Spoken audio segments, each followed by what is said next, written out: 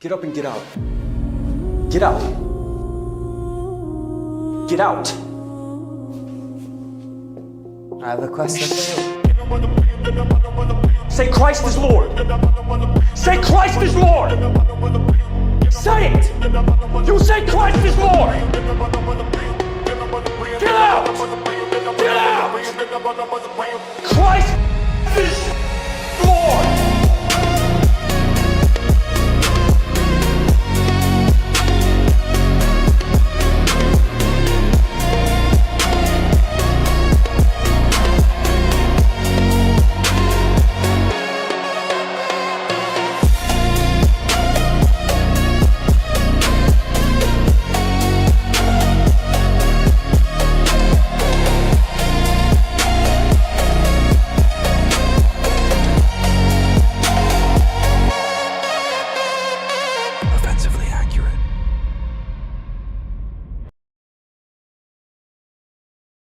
Hello and welcome into another episode of Offensively Accurate, hosted by yours truly, Atlas Thugged, aka White Boy D-Voice, aka another racially ambiguous groiper.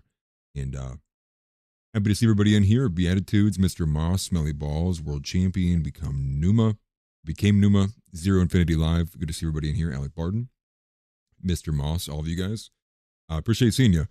You might notice the studio is a little bit different, and that is because it's actually completely different. We're in a new room now, so we're going to be dry testing a few different things. Hopefully everything will be sounding good and working okay. I had a chance to put some stuff together just before we're live right now. And I might have to get some more lighting set up over here. It just seems like dry and bland and weak and not exciting. So I'd like to get something else over there, but we'll see. It's kind of clean, but we're better off now. And the temperature is much better in here too. I don't know if you guys know, but the other room was next to the cat room. So I was like getting like, every so often I'd have like the allergies kicking up. And it was just hot in there too. The ventilation was broken in there. And now I'm freezing. So I went from being hot and sweaty to I'm freezing. Enough about me.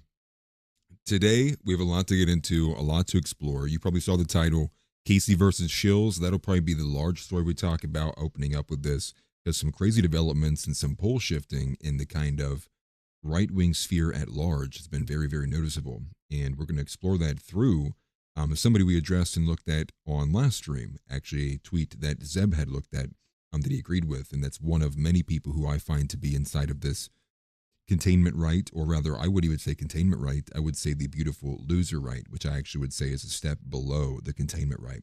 We're going to take a look at that and all the people involved with that, including even the founder of AF Post, Aiden on Twitter.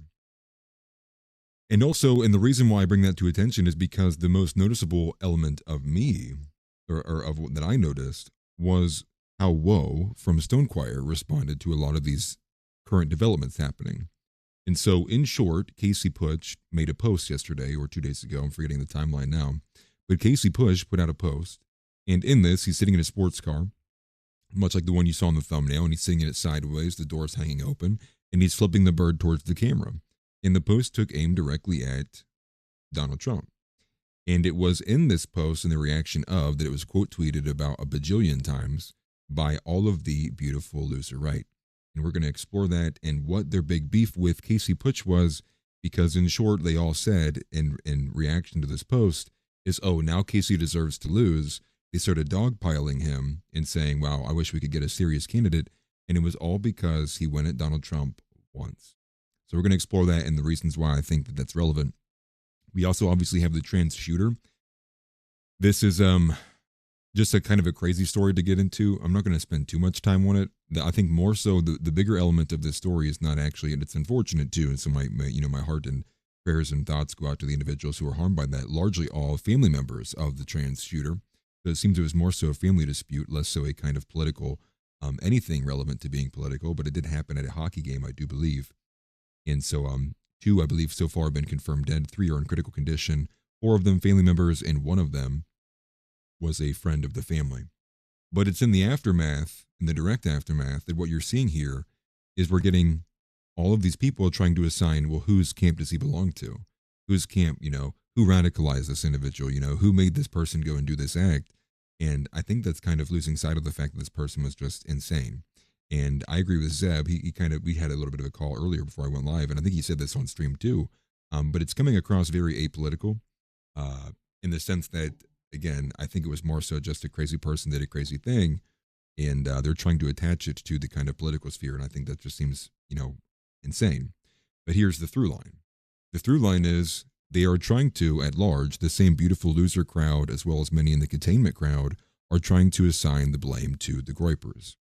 And in this call I had with Zeb earlier today, it kind of went back to one of Zeb's opening theories coming after the Charlie Kirk assassination, which I'll explain a little bit here, articulate it a little bit, which is this idea that in the direct aftermath of what occurred with Charlie Kirk, their idea, and this is the theory here, the idea would be to pin it on Nick Fuentes as a way to essentially get two birds, one stone.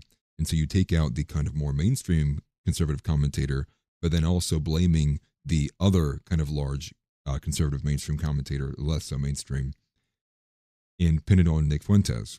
And, Zeb's got a bit more to the theory to this, but I think you're seeing a bit of this kind of playing out today with who they're blaming for the groypers, or the trans shooter. In addition to that, what also dropped about 2 hours ago came from Chris Rufo. And Chris Rufo dropped a hit piece on Nick Fuentes and just kind of like the general groyper movement at large, but more so on Nick Fuentes. And the person they went and spoke to for the back half of that interview was none other than Dalton Clodfelter, who I'll save majority of all my personal opinions about who Dalton Clodfelter now. But he did speak with, I believe it's called the City Journal. I believe it's like the publication that posted the article. But it's been getting shared by Chris Rufo. It's now being amplified by people like Milo Yiannopoulos. And so what you're having is largely a bunch of the people who are, essentially adjacent to Barry Weiss in the mainstream conservative sphere are all attacking Nick under the guise that he is this radicalizing element on two ends. One, that he's producing people like, supposedly this trans shooter who goes by the name of like Roberta or whatever. But also on the other element, which is that he's just like this terrible person. And it's not even really his ideas. It's like trying to like really poison the well with Nick. And so we have both of these on two ends here. So we're going to take a look at that. It's more so just that, more than just Chris Rufo. But shout out to Basil, who was really quick with it, quoting and also replying with many relevant informational points, given the fact that Paul Singer is one of the large funders of the Manhattan Institute, which is, where Chris Rufo is a senior fellow, where he partakes in the senior fellowship at the Manhattan Institute. Those are kind of like the three main things that are occurring today. There's also the instance that the clavicular clip, which I'm sure many of you probably have seen this. I would imagine that you have. And it was in this clavicular clip, which is absolutely brutal. You just watch a year-old relationship just disintegrate because this girl sees clavicular in a bar and she goes to this guy. But that really wasn't the brutal part. We're kind of used to girls doing degenerate things. The brutal part was the way that the boyfriend responded as he's standing there watching clavicular steal his girl in front of him. And the girl, I've never seen a girl do this so well. The guy might as well not even existed. And, your clavicular turns to him and he's like, are you really begging me for mercy? Like as he's talking to his girlfriend. Girlfriend couldn't care at all. She's absorbed. And then eventually they leave. And so clavicular leaves with this guy's girlfriend. But I think a lot of people want to be mad at like the girl for their behavior. And I get it's frustrating. To me, this might be, the female behavior element might be to me what the JQ has become to Nick, where it's also like it's becoming very tiring. It's very tiring to say day in and day out that women they need to be contained. Their behavior is, off the charts. They're obviously doing ridiculous things consistently. Family court's going to rule in whatever's favor. This girl did this. It's like, we kind of get all of this, right? The thing that to me that kind of sticks out, which is, I'll go back to what I was saying months ago, which was that ethos is king. And I was putting a lot of this into pen on paper with the Christian Nationalist, and not in the Christian Nationalist, but in the No More Fat Nationalist channel we have in the Discord. This is one of the things I was trying to write a lot about, explaining more so from the lens of argumentation between pathos, logos, and ethos, but just the importance of how ethos is in almost everything. And you're seeing this to an extreme degree with the lookism occurring with clavicular. And now you're getting like World War Mog, it's like occurring. You're getting like guys through like, foreign streamers, guy like Androgenic. I don't know if he's foreign or not, but I'm not familiar with him. And you're seeing like this, in the words of Nick, this seemingly is the answer to women's behavior. And so this is what you get when we decide not to tangle family court, when no one puts out an actual legitimate, healthy solution to the problem. What you get is the next generation of said problem. And now we're moving into territory that's close to like the Mouse Utopia, the Mouse Utopia experiment with the beautiful ones. And, I've been seeing a lot of people pointing out the strong similarities to the behavior of clavicular and the beautiful ones. The only difference being is clavicular is still heavily partaking in sexual relations. That's like the one large missing element here. He is still trying to get, to get with girls. Might not be for the same sense of like marriage or whatnot. So we're still not to the complete, full end of what the Mouse Utopia experiment was. But I guess I would say this too. I mean, as it was happening, and I was watching the second or third clip, it had gotten me like, I was like excited. And I was excited not in the sense that like I want to see this individual, lose his girl, right? Don't take that as like I'm excited or like, yeah, that's what he deserves, and glazing clav or whatnot. I was more so excited because maybe this will be it.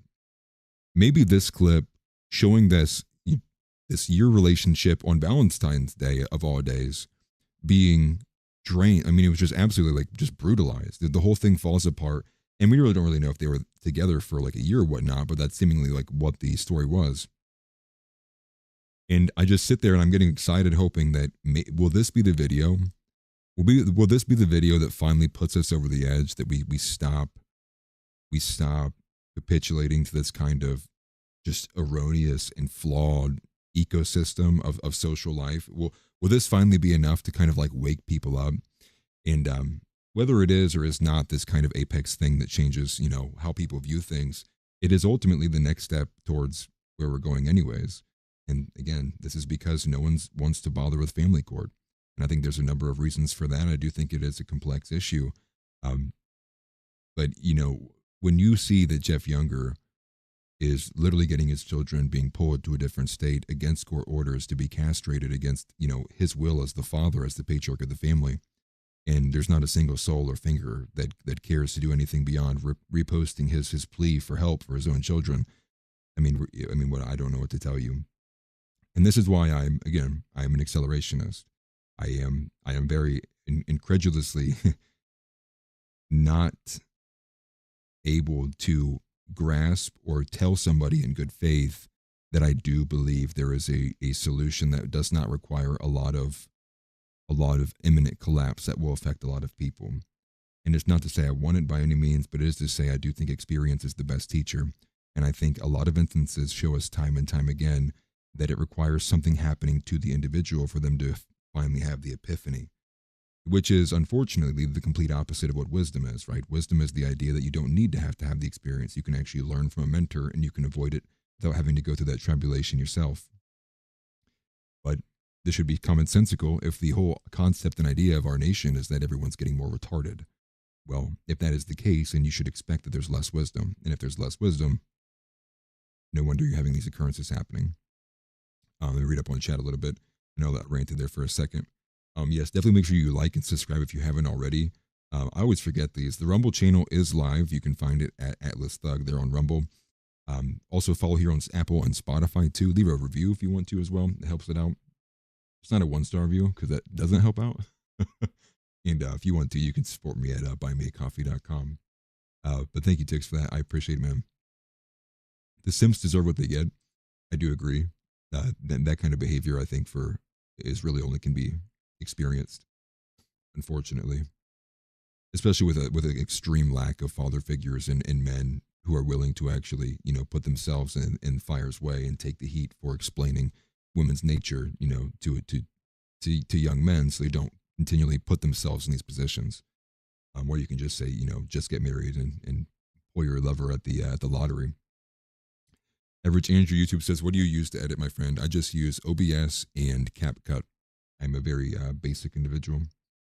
The CapCut I have basically, mastered at this point. I've used essentially every tool they have in there.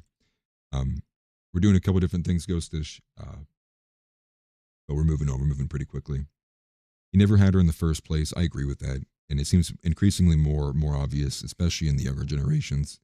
It's kind of like frayed a bit. I think it's true of the older generations too, but especially a lot more of the younger generations.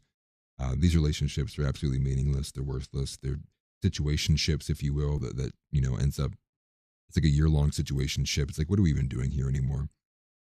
Average Andrew says, do you use premium CapCut or free? I use premium CapCut.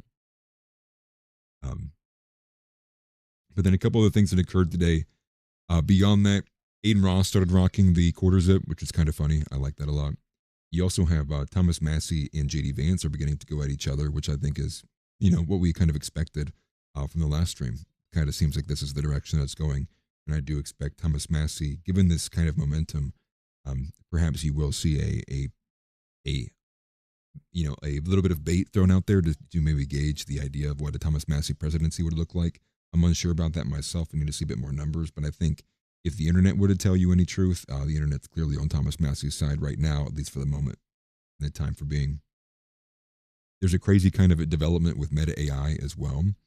And the development with Meta AI is that there's supposedly some kind of project that's being built and being patented, I should say, to essentially operate deceased persons' social media accounts and continue posting. And for whatever reason, I have no idea. But the part that's kind of concerning, and this was just like how we had the corroboration from the Epstein files with the post from Robert Gavala, who supposedly had said on 4chan years ago in 2019 that he believed, and I'm literally shaking right now, that he believed that Epstein had been switched out. And he wrote this in a 4chan post. And it was later corroborated with the second release of some of these Epstein files that we got that did show they did subpoena this individual on 4chan to figure out who they were. Who's spewing all the gossip on the timeline. We got the corroboration that this individual did in fact work at the place that Jeffrey Epstein was held. But just like in that situation, there's another 4chan post linked to something called Project Lazarus that describes this Meta AI patent almost to a T. And so it seems like on 4chan, get the news from 3 years in the future yesterday. Another element that's going to be unfortunate is the Fed's going to print and inject $16 billion more into the economy, which is lovely. We just love that. Michaela Peterson also had kind of a bit of a viral dramatic moment between herself and Andrew Tate. She's just a disgusting whore, unfortunately. We just need to, but more of the same, if you will. Sean Ryan has turned on the Trump administration. This is kind of another cool development that I liked watching, just because I know a lot of normie individuals watch Sean Ryan, and so Sean Ryan's going to be making some noise. It is, at least in the most basic of senses, moving things in the right direction. So I appreciated seeing that from Sean Ryan. We'll watch his video a little bit. I do think he's still cringe regardless. Like, this isn't a full-blown endorsement, but I just like moving things in the right direction. You also have another story that dropped with Eric Trump is going to be investing in low-cost per kill Israeli drone company, which is just a ridiculous headline. But we'll explore that a little bit. But I think most people are just irritated by the tagline that says low cost per kill, and they're going to attach it to Israel. But you got to think too, like, how do you think majority of these military industrial complex, companies are selling their products? I mean, like, it looks cool. Like, who wants to buy a shotgun that looks cool? They want to know, like, can it do damage?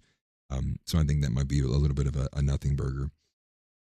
Who's at fault for the midterms is seemingly going to be a prominent question as it continues moving, and it's also looking pretty rough for two things. One, it looks like there is now the betting market's predicting that the Supreme Court will overrule Trump's tariffs. But in addition to that, it's also a chance that it's Alito may retire, and he's like 75 years old. So we may have a Supreme Court justice who ultimately retires before Trump is out of office. But not only is it the House of Representatives being predicted will be lost to the Democrats, the Senate is actually also decreasing. And so it's lost a bit of its hold. And the betting market now has dropped it to about 60% that the Republicans will maintain control over the Senate. And so it looks like as we're getting closer and closer to the midterms, it's looking worse and worse for Republicans. And they have nobody else to blame but themselves. And what else do we have here? Oh, there's a wild video that's going around of New York City when the snow melted. There's like a bunch of just poop all over New York City, which is just crazy. And it's unfortunate. if you live there. Also, the USS Gerald R. Ford, America's biggest naval carrier, or aircraft, carrier, I should say, is heading to Iran. So we got that earlier today as well. It happened like 4 hours ago. CNN's running a hit piece on Christian nationalism, and JD responded to running in 2028. And that essentially rounds out the majority of what we're going to be covering today. So we're going to go right back to the top. So to make sure I get all that out there, just rip anybody who wants to join just for a little bit, get an idea of what's happening today. Here's the post from Casey Putsch that I want to look at. And this one I saw, well, hopefully my internet works. Became nemesis. I'm tired of winning. Yeah. If you're an avid follower of somebody like 9 Minute SMG or any of those other people we're about to go through, you will. That's like their delusion. It's like we're winning. You know, I saw a post from Captive Dreamer earlier today, from the H-1B section on Reddit, talking about my visa got denied. What are my other options? And he's like bragging like this is like winning on such an extreme scale. It's like that's the most retarded thing I've ever read in my life. But this is the post. And so this is the post from Casey Putsch that caused a bunch of people supposedly in the right wing to start dogpiling him. So Casey says, I just had a thought. Why the F should I obey the speed limit if Trump can hold accountable the Epstein people?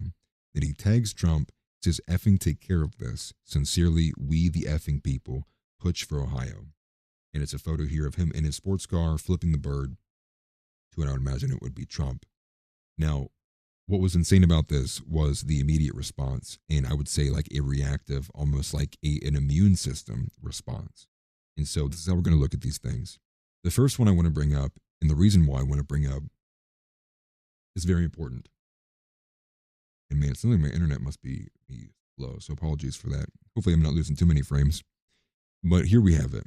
And so you might recognize this name. And the reason you're going to recognize this name, if you do, is because this was the tweet that Zeb Boykin was citing in the stream we covered last time, which he was citing because they were going and critiquing and going at Nick, very specifically on the take of accelerationism and not voting, or voting for a spoiler candidate, or in the very basic essence of not voting for a Republican. And so Zeb largely agreed with this account, but look at where this account is now. This account says, listen, I'm going to need you to run for governor of Ohio against me. But Sar, I'm an actual white guy, and I'd naturally appeal to Republicans. How will this help India win? And he's just making a skit that India, like that Vivek called up Casey to help himself win. So here's one example of this immediate kind of, and I would say, quite frankly, a very effeminate response to what Casey had did. But he continues here. That's the genius of it. You're going to attack the president exactly the same way a libtard would and make it a complete dumpster fire. You'll make me look great by comparison, and everyone forget I told them they should be replaced by H-1B workers. Everyone will think you're a retard because of it, but I'll know you're Vishnu's strongest soldier. That's what matters, Sar. And so understand, this is all a reaction to the post I showed you earlier. You know, and he had another one, which I think Casey did ultimately delete, which he said something like, will the orange man, will the orange man, et cetera, something like that. And in the thought process is this one singular tweet is that it made his whole campaign a dumpster fire. It's just incredible lack of awareness for a couple of different reasons. And understand too, these people are administration shills. It's hard to understand what the actual true nature of the relationship is, but it's clearly they are here very specifically to defend and soyjactly defend Trump and the administration and everybody involved here. But the wild part about this is the fact that was this not the camp of Ron DeSantis's number one attack against Donald Trump? How many times did we hear he's not presidential? How many times did we hear all the mean tweets? How many times did we hear? It was kind of aggressive. All the different things that you could think of, right? I don't like the way he talks. There was 110 different ways people would say it didn't mean anything. It didn't mean anything at all. And it's crazy here because this person in defending Trump's honor is going at this guy because he dared criticize Trump and the administration correctly and very objectively for their mishandling of the Epstein files. And Jeff Younger made a great point earlier today. and with the way these guys are going to talk about it is like, Trump is handling the Epstein files, but that's not how. Let us not miss this or mince words here whatsoever. The administration has been fighting the release tooth and nail this entire time. The only reason that we're getting what we're getting right now is because Thomas Massie put it to a bill and teamed up with Ro Khanna. There's no matter of like they are voluntarily doing these things, or they're giving us anything. We had to force them with federal law, and it's a we it was more so Thomas Massie and the crew they put together that forced their hand. And even at that, they still broke the federal law that was put there. They failed to actually produce the documents by the day that it was said they needed to produce them. And furthermore, they haven't released everything. And even beyond that, of the stuff they did release, they mishandled the redactions. And so much so that people believe that the way that they did the redactions for the victims was almost like a threat to the victims. And, so debate can be had there. But this idea that criticizing Trump, especially like today, in our year of our Lord 2026, after everything we've gone through between Iran and, Benjamin Netanyahu visiting the White House for 25 times straight, for the failure to actually carry out mass deportations, for the absolute weakness of Donald Trump, and then the Epstein files on top of everything, that's not open for criticism. That's what's going to make Casey Push's vote, race a dumpster fire. It's kind of wild because, I mean, like that to me, that is just incredibly so detached from the actual political environment that we are engaging in, we are interacting in. It's just common sense go right now. Like, just close your eyes and you ask anybody on the street, you just go like, would you rather keep Trump in office, or do you say Thomas Massie? It just would be by far Thomas Massie would win that. In the same way that there's no more shared cohesion, even in this kind of bigger tent, or even anything beyond that, that people are looking at Donald Trump with this kind of like energy that he's still this continual avatar. He lost that. That's gone. It's been deleted. He deleted it himself. He did it over and over and over again. It's from small bites to big bites. And he was been losing people like, a roller coaster with no end. People just been flying off as they can't ride it anymore. I forget what that old game show used to be, right? It's like, how many times can you ride the roller coaster until you got to get off? That's basically what the Trump administration has been. They keep saying we're going to go do all these crazy things, and it's like, yeah, they shake you around, but you keep ending up at the same spot you were at when you started. And then so as we've continually doing this, people just are like, okay, I've had my 5 rides, I'm good. Now some people coming later to the party, they're like, hey, 8 rides is all I can do. I can't do this no more. And where we're at now, Sean Ryan's like, okay, this is my 20th ride. I can't do this one more time. And so let's explore some more of these posts here, because these people actually disgust me to a degree that I couldn't articulate on YouTube that would not be friendly. So the next one we're going to move to is going to be Captive Dreamer. Now, most of you guys know I have extreme disdain for this individual. And so here's what he says. Captive Dreamer comes on the scene quoting the same exact post, and he says, everybody is running for a Rumble podcasting gig. So what is that supposed to mean? It's so Casey, how dare Casey? And the craziest thing is the idea here that like Casey is going to get a Trump endorsement, right? Is that one of the ideas here? Like, that's retarded. Of course he's not going to. The number 2 person in this race dropped out and endorsed Vivek on top of already having the early endorsement from Trump from, I believe, early 2025. It's so all because he dare criticize Donald Trump, and the attack angle is like he sounds like a leftist. I don't know about you, but I'm pretty sure anybody who's even had the slightest chance to understand what's going on with the Epstein files has the same exact criticism. Now, granted, you can be irritated and angry. It might not be directly about the most important elements, which I would argue is the Jewish supremacy and the blackmail element. But still, like what world do these guys live in? And even beyond that too, like, I'm not even sure if this guy's tweeting from America right now. Like, what does his post say? I don't know how I can click on it on here. This one? The North America Android app. Interesting. Accounts based in North America. That's wonderful. Okay, so he's probably in Canada right now. What does mine say? Does mine say something different? I don't know if it's you're in America, it says something like different or not. Let me see. Where's mine at? Okay. Yeah. So here we go. United States, I'm connected via the United States App Store. Take that with a grain of salt whenever you see these guys. Half of them aren't even from this country. Half of them aren't even tweeting from here. It's just crazy. It's just absolutely insane. But let me go back to that if I had it. This is the Kaiser one. That's the original KC one. That's me. This is a funny video I watched earlier. Where's the one I was just looking at? Not this one. Captive Dreamer. I'm going to go back to Captive Dreamer. But the idea here is that now their argumentation against Casey is they are entirely all dogpiling him, and now they're saying that there was no integrity to his campaign. The whole thing was a joke, and the argument is now that he did all of this for a stunt so he could run a Rumble podcasting gig. But you know why that doesn't make any sense? Is because the dude literally already runs a successful YouTube channel. And you think Casey wants to shift gears, and instead of talking about cars and doing things in his garage, Casey wants to now sit down at the desk like that bald-headed MF-er Dan Bongino, and I mean it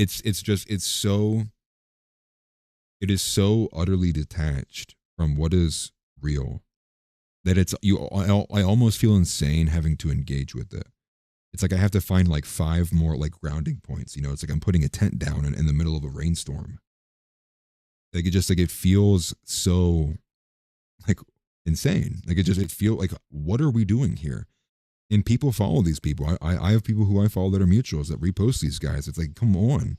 Like at a certain point, we have got to be watching and paying attention to the pattern of behavior and what these people react to. And that's part of an element here with the relativity aspect too. It matters just as much, not only when you see what people are saying and what they're reacting to, but it matters just as much to pay attention to who they're not reacting to, who they don't talk about. And then in addition to that, you should pay attention to the people who reply to each other very commonly. Who are the ones who you see interacting with each other a lot? Try to pay attention to the repost. Pay attention. You have to, because again, a lot of this, what we're dealing with is the informational war. So paying attention to the networking and the pattern of behavior and like the timing of these things does matter. And we are navigating through a pile of steaming pile of crap, but there still are things that we can find in this, despite how bad the algorithm may be. But Alec Barton says Captive Dreamer, more like certified retard, and I completely agree. And I think he's more so just he's just really doing what he's getting paid to do, which is to ultimately grift and be a reply guy for the administration. World Champion says, I'm just a regular guy trying to get a lunar tea time. Hook says, remember how Ben Shapiro acted about Nick? And then Hook says, these people run from the same playbook and you know them by their acts. Agreed. Figuring out what their supreme principle is. And kind of wild too, given the fact that, Captive Dreamer positions himself as being this edgy individual, right? He's here because he's the real based right. Him and John Doyle and Patrick Casey and Richard Hanania, like they're the based right. Like they're the ones that they're mature. They're not moral effing. I almost said a bad word. And that's what they would have you believe. But the moment that their guy was touched with the most baseline level criticism that you have to understand, like Captain Dreamer is probably spending how much time on X? How many other posts is he seeing from people who are saying that? But he's having a generational crash out when Casey does it. It was very targeted. And this is the second one. We have a couple other big ones here. So we have Kenoblade Chronicles X is another one that some of you guys may be familiar with. Put this one on screen here too. This is the one that I had seen that I think Casey did delete, which is unfortunate. Casey shouldn't have deleted that. He should have reposted it and made it just pin post. But Kenoblade says, thanks for making any white person who supported you look retarded for not wanting Stinky Vivek for Ohio. I guess the Democrats can have the state now because you wanted to have a Twitter tantrum tonight instead of campaigning. Are you kidding me? Are you kidding? Really?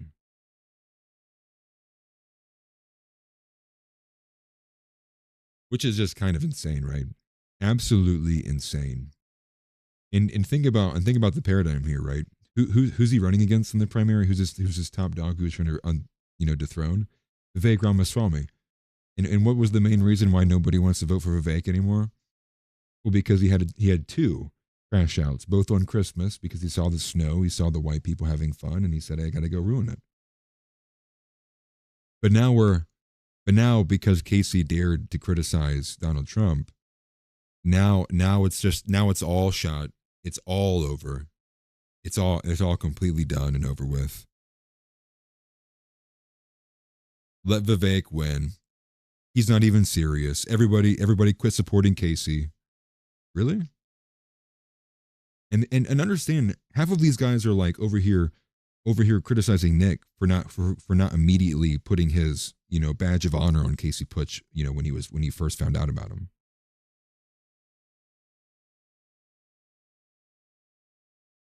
And that's the thing is, Hook says Trump backs Vivek, and that's the thing. These people know that. And the reason why I'm highlighting it, because Cook says, what is this Kino Blade guy who thinks? The reason why I'm highlighting it is because these are decently mid-sized accounts. This is around 14K followers. There's a lot of them. And you'll notice there's Will Stansel's a recurring theme between them as well. But they are manipulating the discourse on X by promoting very nonsensical and very delusional ideas. And so this is 3 all in a row. Kaiser von Longogram, Captive Dreamer, and now this Kino Blade guy. Captive Dreamer sits around like just under about 100K, but he's been banned multiple times, so it's hard to have a good gauge of like how big his following is. But here's another example with another Will Stancil account, and forgive me, it's taking so long. And here we have it. This is Will Stancil Zippy, 2011 Honda Fit. He says, just had a thought, why the F should I obey my bedtime if mom can't hold accountable the monster under my bed? And he tags Trump, effing take care of this. Sincerely, we the people. And then it says something for Ohio. I don't know what that is. And again, going after Casey. So there's a couple more. You have Pub Wang Half, your 9mm SMG. So I'll skip to the ones that I find to be more important. Pub Wang Half is a decently growing account. But 9mm SMG is actually a very prominent account on X. And he sifts between center right and the right wing. And he's got kind of a lot of just very stale takes, I would say, with the base level. But he goes a bit deeper. He writes an interesting case study on how to completely trash your campaign and give Vivek an easy win. Sees part of X trashing Trump over the Epstein files, sees it's getting a lot of likes, starts going on a full-on Orange Man bad posting spree. Let's stop right here. Let's break this down. Do we seriously think that Casey's motivation for going after Trump or the involvement in the Epstein files is because he saw a post on X? Or do you think it's because of the way that Trump is handling the Epstein files and the way that they have failed on all of their promises categorically and the way that they actually act? I'm going to go with the latter. This already starts extremely disingenuous. And it's already pinning Casey to be like he's retarded. Like Casey is just this numbskull idiot who's scrolling on X. He doesn't have a team behind him. Like he doesn't run a successful business. Like he doesn't know what he's doing. In mind, we'll keep going. He continues here. Forgets that X is not representative of real life, especially Ohio, and really represents the extreme on both sides. So both true and false. A lot of X discourse is clearly changing the conversation. For example, X being the toxic flame war that it is also very heavily and widely the most cited thing that you will see on podcasts.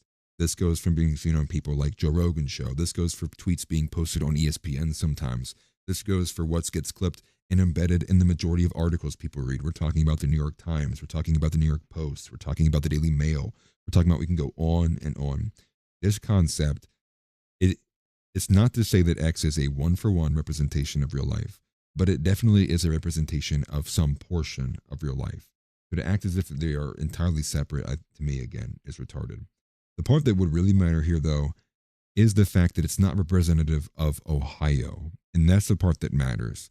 So when Casey Putsch is getting a different, 7,000 likes on a post and 3,000 likes on those posts, how many of those people who like that post actually do live in the state of Ohio?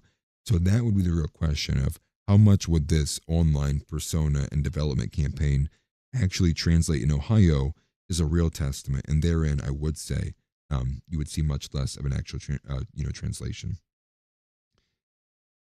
And then he continues. He says, it was all just bait for Vivek bots, which Casey did push afterwards, which he was like, he didn't say this verbatim, but he was like, wait until you see the video I put out later on today, which I have not seen yet, and I will watch later on to get a better idea of where he was going with this. And he goes, I'm not mad, I'm just disappointed. I wanted a Republican to be able to defeat Vivek in the primary and actually win the Ohio gubernatorial election. I'm disappointed because now I know it's not this guy. Like, man, I'm going to be honest, and warning, I'm about to curse. This is the most bitch-made thing I have read in a long time, and this is supposed to be like a right-winger who comes here for like mature takes, and it's like he's pushing the edge. Like, right, we're here at the Overton window, and it's like, what is this? What is this absolute like ChatGPT slop? I'm not mad. I'm just disappointed. Like, what are you texting your wife? I wanted a Republican to be able to defeat Vivek in the primary and actually win the Ohio. Well, here's the thing. You want a Republican to be able to defeat Vivek in the primary. Well, here's the thing. The GOP needs to actually like be a representative body of the people and not be such a disgusting disappointment. Any criticism for the current administration or the current GOP? Nope. Just the guy who's trying to do things with this, from a garage in Ohio. Crazy. Just so insane. They are such slaves to the system as it is. I'm disappointed because I know now he's not this guy. Just crazy. He's not right-wing. Center is a stretch. Not even SMG. He's just, again, one of these guys, right? Like, I'm curious, if I click on this, is it going to say United States? Okay, so he's in the United States. That's fair. I'll take that. That's much more reasonable of pushback if it's coming from the actual state. And then you even had it from, the America First, America, or AF Post, I should say. I'm assuming it stands for America First. He went in on it as well, too. And so the reason why I just wanted to highlight a lot of this is just to give you an idea and show you that there are tiers to this. And so this isn't like the big dog tier of like the containment right that I talk about a lot, and like Zeb talks about a lot, which would be individuals like, Dave Smith. This is like the upper rank crowd, like the Dave Smiths of the world, the Candace Owens, the Tucker Carlsons, whoever else you would like to put in that, that typically would have a Piers Morgan appearance in the containment right, and they set the stage for how far you can go until you get to a point. But this is less so the containment right. This is like the beautiful loser right. And these are individuals who are either being paid by the administration or being paid by some portion of the campaign, or just that deluded themselves that they are clutching MAGA in the administration, and they're going to go down with the ship. But in my opinion, it's got to be because they're being paid to. And the reason why I say beautiful loser is because they're there to ensure the GOP continually does what it's always done, which is garner people under this banner. There's nothing else you can do but vote red. You hear it from John Doyle himself. There's nothing more base than voting Republican, because they want to keep they want to keep you white men, white women, and Republicans at large on the Republican plantation. To use the left's language and flip it around, they want to keep you on the plantation. And they do that by posing as these kind of psycho pseudo-intellectuals, much like how 9mm SMG just did just now, by saying to the effect of wow, what lack of strategy here. Wow, you went for Donald Trump? Wow. Everybody knows at the national level, everybody loves Trump right now. And it's like, are you retarded? Donald Trump's net approval rating is at the lowest it has been between both the first and the second administration. Donald Trump is literally at rock bottom right now. There is no one, and if anything too, the easiest pushback from that is if anybody even comes out to defend Donald Trump, they get eviscerated for being a what? A pedo protector. It is just so, I couldn't, I'm telling you yesterday, like I was supposed to be working, but I was just like bookmarking these posts one after another, like even like they got him too, like it's this guy as well, like okay. And I'll bring this to you because my advice to you would be, if you find these people and you recognize they're doing something like this, you need to unfollow them, mark and avoid them, figure out who they are, and see who they're connected to. Who are they reposting? Who are they agreeing with all the time? Follow the ladder, up the hole, or down the hole, I should say, the rabbit hole, and keep going and figure it out. You'll find more. You'll see more. And, how much of it's actually manipulated, how much of it's other people involved, how much of it's like botting, I don't know. I don't have numbers on that, and I'm not here to tell you. But I will say there is extreme manipulation happening in the right wing, and you have to be wary of it. And the reason why you have to be wary of it is because they're getting so good at dividing people. And this is part of what's occurring with Project Esther, and part of what they have been so openly advocating for, which is to get us to eat ourselves alive. This is the true idea of like, this isn't the hippy dippy, I just smoked a joint and, man, like, I think they just want us to all fight each other when really we should be getting along.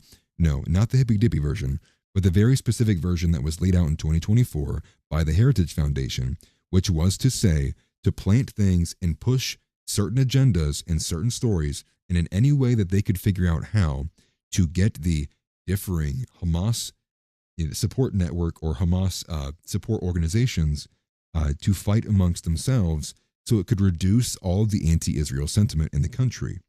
Now, I would expect this would take many more forms than just a very basic level of like, let's point their fingers at each other between two camps. It's probably going into different layers, very complex ways that these people think about these things. And it's more so than that. It's more so the fact that people take advantage of things as they happen. So say, that's not to say they're planning and they're orchestrating all these things, but when an instance like what happened with Renee Nicole Good occurs, they will use that. They will push that. They will find what little thread or little kernel in that story they can use that'll be like, oh, if we push this and we highlight this, we know that these two groups see that smaller and third kind of principled, nuanced argument. They don't agree on that. And if we can get them to fight about that, they'll ignore the larger things that they actually agree upon. And this is what you see being played out time and time again, which is why I'm so strongly just trying to I don't want to fight anybody, right? No enemies to the right. Let's not sit here and constantly nitpick each other over just the most basic disagreements, right? I could make, and have a segment every day about what I disagreed about Arvol's takes today. Here's why I don't want to live in Arvol's facility, but I'm not going to. Because of what purpose does it serve? Beyond me stating a very basic difference of opinion of how he's carrying it out. Let him do what he's doing. And let Nick do what he's doing. Let all these different groups do what they're doing. I don't understand why everyone's got to be on team A for things to work. Like the country's going to fall apart because Arvol and like 30 other white dudes decided they want to do something different in Arkansas. Give me a break. We're never going to get this mass unity. It's never going to happen, and it never happened before. What historical precedent do we have that the group that rebelled and installed a revolution was 100% unified across all fronts? That's just not going to happen. So this idea that the people you're going to be able to like help overthrow or overtake or rebuild with are going to like have to agree with you every single step down the line, it's nonsense. And part of it is because you're working with the plurality anyways. Look back at our revolution with the American Revolution, the founding fathers. They had not a majority, they had a plurality. So it's not like they had a minority, but they had a decent group of people. It was around like anywhere between 30 and I think like 30 and 36%. I know it goes back and forth because again, they're looking through older documents. It's hard to give a specific number. And sometimes you just got to run with it. Sometimes you just got to run with the guys that you have. Waiting for a green light to appear in front of you that says 100% successful, reminds me of like in Diablo or like any of these games, when you have to spend some of the currency to upgrade your weapon. It's like there's a 9% chance it breaks. There's a 9% chance that your plus 99, 100 level epic, bastard sword will break if you try to upgrade it one more time. But here's the thing. Some things are worth taking that risk for. And that's where we got to maintain this, this age of martyrs. And that's the one thing I think that was really, really, really intelligent from Woe. Like we're not going to get any element of push without there being an era of martyrs. People are going to suffer. And it's not to say like it's necessary, but it is warranted. I mean, this is just the pragmatic way of looking of how to navigate and getting through what we're dealing with. Not that I want that, but to expect that like you're going to get what you want without taking a risk. We're going to get to the other side without somebody getting, taking a shot, without somebody's reputation being damaged. I don't know what to tell you. It's just not going to be that way. And it never has been, to be frank with you. But that was the angle that I had seen from there. And so here's the good development with this. And so part of what actually, and I'll be very open and upfront with you, very honest with you, part of what was really, really grinding my gears when I was noticing, right, just lurking in general, about Stonequire and Woe and Corey was their kind of attachment to these individuals, to these people who I would commonly find giving the worst criticism, but also defending the Trump administration. And so what the positive development there was that Woe has seemingly kind of distanced himself. And so he quoted and he was reposting a few different tweets throughout today and then yesterday of people who were also noticing this extreme poll shift just from this one tweet from Casey. And so flowers for flowers are due. I'm very glad to see that from Woe. It's like, you know, it's like, thank you. Like, you know, I see Woe give that take and I was like, thank you, dude. I'm like, I'm glad that he saw it too. I'm glad that I'm not the only one noticing these things. I'm glad that not everyone's being punked by this. And it seems like a lot of people are. And part of this does seem to be that people get so thrown off by Nick Fuentes takes, they get consumed by this crowd. Because what's the top thing that this crowd's also doing? All these people who I just listed here, what are the, well, besides 9mm actually, and less so with Aiden, but the rest are all fall under this. They attack Nick 24/7. They constantly attack Nick. It is day in and day out. So, you know, if pattern of behavior was a certain thing, and we're already looking at what they're putting out here against Casey, I would also wager that there are people, because they are being, you know, in the words of LP, you know, getting whiplash from Nick's takes and maybe not understanding everything as it's coming out.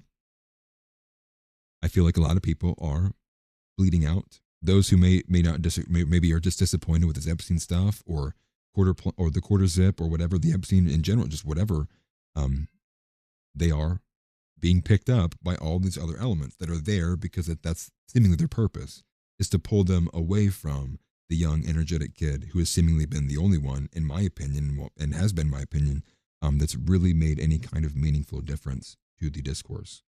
And then Clavicular is actually right behind him just because this kid's just a crazy autist. But back to some of these chats here. Hook says, 1,000 knives, one fight. Yeah, that's yeah, we're in the UK. We're in the streets of London right now. Like Osha says, they suck at putting fires out, so there's that. We'll get someone and it seems soon. Something. The Acolyte says, bro, can you just admit you're a Caleb Plant? I've gotten this a bunch lately, which is just wild. But yeah, for people who don't know, Caleb Plant is like a boxer or a fighter, and I guess we look like very similar. But no, I am not Caleb Plant. That is funny. Is that a boxer, white boxer? Yeah, Caleb Plant is. I think he's a boxer. I could get it wrong. Maybe he's just a jiu-jitsu guy. I don't know. But that's where I was going to take it with that. The trans shooter thing. I mean, this is a story, but it's more so a story just because it's like, it's just very kind of insane, and only insane in the element that it's just a guy who is wearing all of the transgender stuff. He's wearing a dress. He's covered, you know, head to toe from all these different things. He's got a Hitler Nazi tattoo on his left arm or right arm or something like that. He's talking about, you know, he likes Nick Fuentes. He's also replying to Captive Dreamer. He's also, you know, he's all over the place. And in the immediate aftermath of what occurred, because the video, I think the video is partly why it went so viral, is because somebody was recording when it had occurred. Everybody is just screaming over, who does this guy belong to? And yes, I agree with Merely Reed. Transgender with an SS tattoo is not on my bingo card this year. That was funny. That client says it's really waiting for Alex to put hands on Jake Shields. Not gonna. That's funny. Well, here's the thing. Nick saved me. I called Nick and I said, hey, this is a joke, by the way. I called Nick and I was like, hey, dude, I challenged Jake and I think he's gonna take me up on it. I was like, can you help a brother out? Because I don't have good health care. I don't know if they'll cover a broken jaw. He said, I got you, dude. He called up Jake Shields. Next thing you know, they're all good. They're good. We're good. Jake Shields forgot about it. I forgot about that until you said that. That's funny. But going here to Bazillion Thought, and Bazil, I think, is actually growing on me. Somebody I've been trying to follow a lot more here lately because I've seen him on a few different appearances. And Bazil actually had Nick Fuentes stop in on his space on X a little bit ago. He put that on Patreon, which I thought was funny. And he says that Bazillion Thought, he was a plan truster. And so what he's quote tweeting here is a quote talking about the shooter. Or his real name is like Robert Durango, but he puts Roberta Durango, the trans shooter from Rhode Island, was not a Nick Fuentes fan. Robert was a Trump supporter and critic of Nick, whose only engagement with AF was via InfoWars. He did not follow Nick Fuentes, but he followed all InfoWars accounts and defended Candace Owens.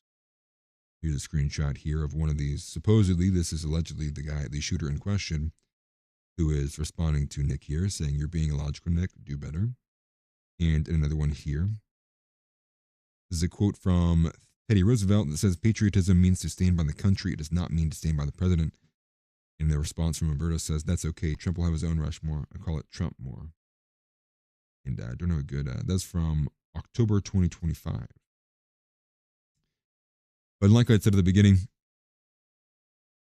all accounts, everything from the policing, from the daughter who spoke as well, all accounts are pointing to the fact that this individual simply was very extremely mentally ill, and there was a family dispute that had led up to it. And I was reading through the Daily Mail article, and there was just a long history and laundry list of family instances this guy was dealing with, and it was just unfortunate because it just sat in one hand. You never want to read about a family kind of deteriorating on something like that. But it started with his father-in-law.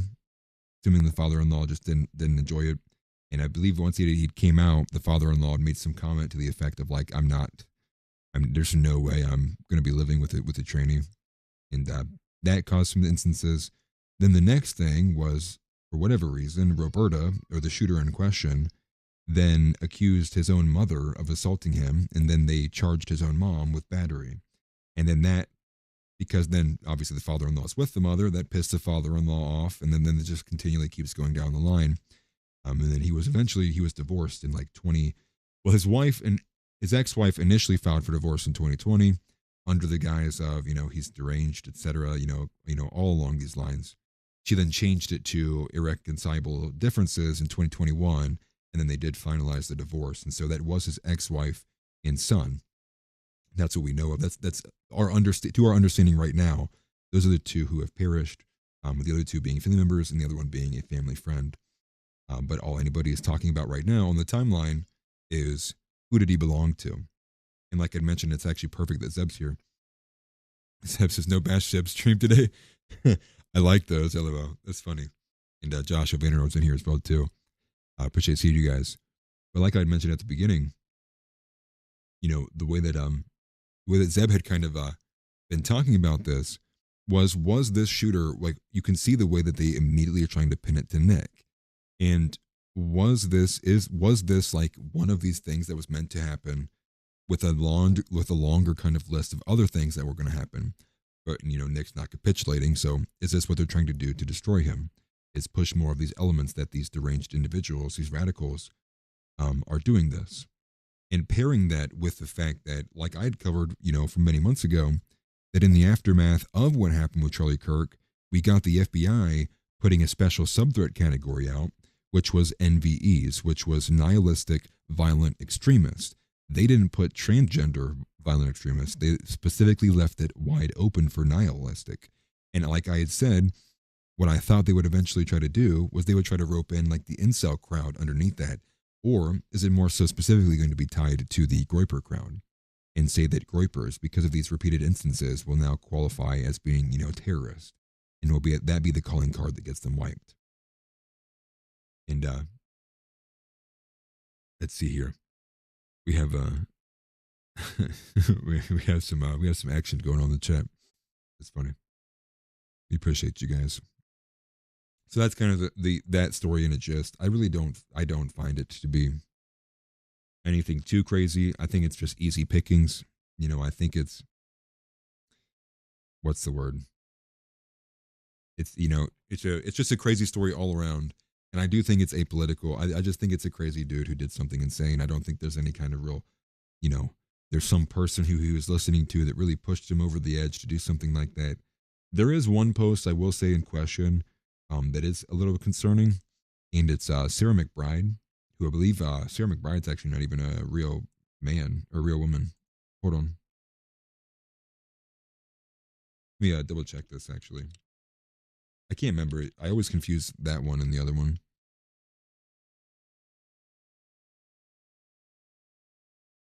Let me pull this on screen. I apologize. Congressman Sarah McBride. Is this the one? I think this is the guy. I'm pretty sure this is the guy. Which is funny because he had a post. Am I right about this? I don't want to speak too out of turn. I don't want to be mean about it, but that's got to be a guy that's actually giving me the creeps. Put that away. Hide that actually.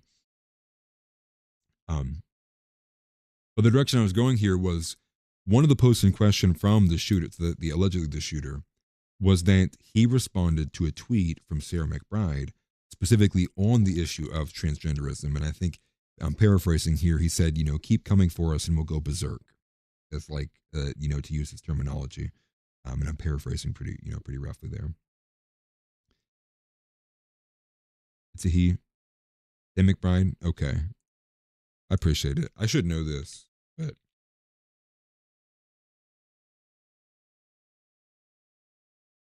you know, I guess I don't. I guess I don't follow up enough with the drama of the transgender world, if you will, which is hilarious. That's just sad. That's just sad. You know. So, oh, Tim is dead naming. Interesting. Okay. Well, you know, we're in Minecraft and it's all right. You know what I mean?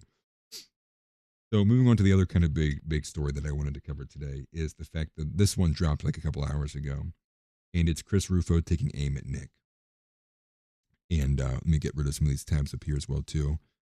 But it's clearly a hit piece coming at Nick, and it's off the back of. And again, the reason why I wanted to cover the transgender element there and the trans shooter and who they wanted to attack is also the same person who's being attacked for another element right here by Christopher Rufo.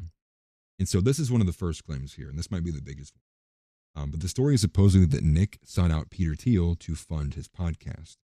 And you will be able to see right in the very beginning from at least one prominent right-wing benefactor, according to sources familiar with the meeting, who spoke on the condition of anonymity, which if you guys are familiar with this kind of language, this is very prototypical of some random person who could literally just make stuff up. And Chris Rufo is somebody who should not be trusted whatsoever.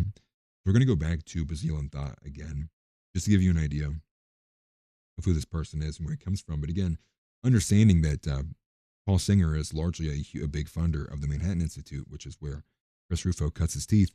Bazile and Thought says, wow, what hard-hitting reporting. Definitely not just a cynical media market hit piece. And he's there quoting a bunch of things from Christopher Rufo you can go find in your own time. But the reason why I wanted to go to this one in particular was to go down to one of these posts here. This is a great post. And whoever Maximilian Pegasus is, thank you very much, because you made it a lot easier for me. Yes, it is. It is horseshit. And so this is what he says here. And I'll go to this post as well. Is Christopher Rufo funded by pro-Israel affiliated organizations? It's like a thought for a minute. Chris Rufo receives indirect funding from pro-Israel affiliated organizations through his senior fellowship at the Manhattan Institute, which has been significantly supported by the Paul E. Singer Foundation.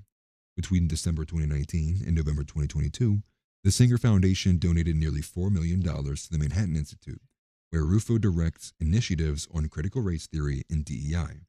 The Manhattan Institute has raised substantial funds over the past decade for anti-wokeness efforts, including those aligned with Rufo's work.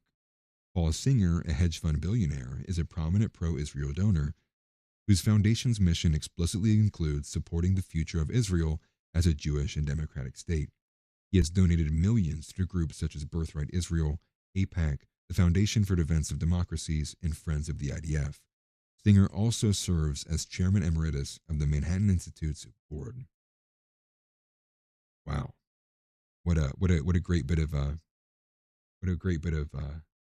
information here.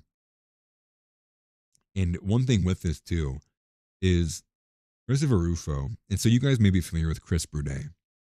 Chris Brunet, for the shortest period of time in history, which may not be actually anything unique in the sphere of Nick, was allied with Nick, and that was because Chris Brunet was making a ruckus, if you will, because of the individual that they had hired at the time.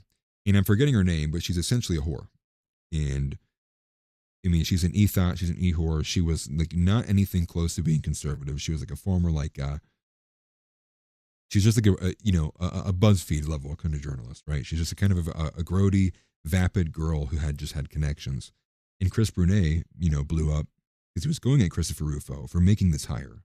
And since then, there's been a lot of people who have been talking about how they have been unable to even get hired by this institution, but yet this girl who's like an ethot can be. And again, to just show you the level that there is just so much money being moved. There's so many of these institutions that are, connected by connection by connection. And, and Chris Rufo, and who's one of the top people who's writing thank you to Christopher Rufo in one of these viral posts? None other than Barry Weiss. It's just, it's one of those things where it is, once you see it, you will begin to see it very constantly and consistently. And it's like, it's not even the nodes that are lighting up. It's the lines that are lighting up. And it's like, I know where this line goes. I've seen this line before. I know where it leads. Let me go back up here. Uncle Al says, since when has the dissident right concerned itself with the opinions of Straussians? Rufo worked for Claremont. Correct. West Coast Straussians and now the neoconservative Manhattan Institute, whose president, Rehan Shalom, is a Straussian. And this is the great connection here. So much like I had referenced with the Woe post earlier. Woe saying that he has banned everybody from the Claremont group. Here you have, once again, where do these people come from between the Manhattan Institute and Claremont? There it is. And so I don't really know, and I've even put this in my notes too. Like, I don't know if this was like Woe had noticed in real time, or if he was beginning to, he had put the pieces together and was kind of waiting for maybe a decent point, a breakaway point to walk away. Regardless, like, I'm just glad that this development's happening because it looks like we're getting a bit of, it's like the fog of war. If you've ever played a strategy game, it's like this part of the map has just now been revealed, right? Like now there's more pieces are now known to us. Deb says he made the Clav and Nick connection earlier today. Interesting. Oh, being connected via Peter Thiel, which people have been pointing out with Klavicure a lot. Which I'm still like unsure, like is the ASU frat leader guy, is like that Peter Thiel's son. Looks very similar to him. And Flagosha says when are Groypers gonna do something against the opposition? I guess never, actually. I guess never. I guess I'm gonna go do it right now. I'm gonna go do it right now. Mr. Ingram says clavicular is 1,000% an industry plant. I don't know why anyone gives him any attention. And I find this to be, I guess people don't know the history of clavicular at all, which is kind of wild. I mean, the dude's literally his whole entire life has essentially been videotaped for the last like 13 years. That. Now, I wasn't familiar with him at all, but industry plants are people who typically come out of nowhere, right? This guy has been doing what he's been doing for forever. That's why you can find so many old photos of this kid, is because he's been behind the video camera all the time. And Daryl Sherm says, you're talking about Casey the car guy? Yeah. And Daryl Sherm says, oh, I was talking about Casey. Yes, I was. And then Daryl Sherm says, I was going to work for him on his campaign, but he never hit him back. It's his loss and my loss. Interesting. Wing half. Yeah, to be a wingman. That's funny. Yeah. I'm unsure. I know Zeb's got probably a bit of a stronger understanding than I do, but supposedly Casey has a pretty solid team behind him. So, I don't really know like what they were needing and what they would want in terms of like being active. or like what they would need help with, or door knockers or things like that. That's probably what it would be. It would be like door knocking or something like that. Who knows though? Sometimes they keep these things super tight knit, and for good reason as well. And I think in today's day and age that it calls for it. I wouldn't do anything bigger than I would not trust a group bigger than 5 people at this point. And 5 might even be too much. With all these kind of, the infiltration. Zeb says to Daryl to try again. So yeah, there could be another element of they're being overloaded as well too. Right. Being overwhelmed, getting 1,000 emails in a minute as well. And, it's been pretty quick for him, going from December 16th, this is my birthday, by the way, to where we are now. But let's see here. This is what I wanted to do. So here's the other element to this story as well. So they teamed up, Rufo went out of his way to get with Dalton Clodfelter, which Dalton Clodfelter is kind of, I guess for those who really don't know and don't know ball, right, to use that term, Clodfelter is someone who's kind of fallen out of grace to a certain degree from kind of the Groyper movement. And I hesitate to even say it that way, but just saying it for what it is. Clodfelter's kind of had some weird moments that have been open to criticism. It is to say though, however, he went through the typical fire and brimstone path, which is to say he said, things like "I love Hitler," and he was, pushing for race realism and everything else along those lines, and he suffered the consequences for it. And so to dance on something like that when it was somebody who took a sacrifice for things that other people refused to do, I'm not going to do it. But regardless, this is the other element, another side of the story. We'll get to Nick's response after this. Rufo says that the Fuentes cult is filled with young men who blew up their lives in service of a dead-end ideology. That Dalton Clodfelter got kicked out of the military, blew up his marriage, and can't find work anywhere, even at McDonald's. Quote, "I'm really untouchable." And what you'll see here is, right here in the second paragraph, one of these young men, and Dalton Clodfelter, a 25-year-old follower who spoke to City Journal, right there. They're not pulling quotes from Dalton, just speaking in general. He did speak with them. And if this story is true, maybe the City Journal paid him to have some of the sit down to go into this. So they're using Dalton Clodfelter to help build the credibility in this article here, to attack Nick. Now, part of me thinks this is a bit of a demoralization tactic. And the way I kind of see it almost is to throw it out there for anybody who may potentially be thinking about taking their Groyperism to the next level, or be about more open with it and talk more openly about with it, or maybe run a show or just do something to that effect. This is kind of like the reminder of what we can do to you, how badly we can annihilate your life. So, think twice about it. But I think there is a couple elements going on. One, to paint Nick as that, he's radicalizing his people to do terrible things in the light of the shooter. But in the second element, to continue this demoralization campaign against any individual who dares to stand up against the current kind of status quo, which is much of how I view people like 9mm SMG. Like I said earlier, the beautiful losers. To me, they are the demoralization. Like they're saying they're doing all the base things, but all they're really doing is more of the same and leading you back to the same well that you're drinking from, which is the same piss and shit that has Vivek and Trump and everything that's GOP and everything we hate about the GOP in it. Nothing's being changed. There's no filter. They're not even halfway selling it to you like that. They're just saying, keep coming back. Keep coming back. Surely we'll get it next time.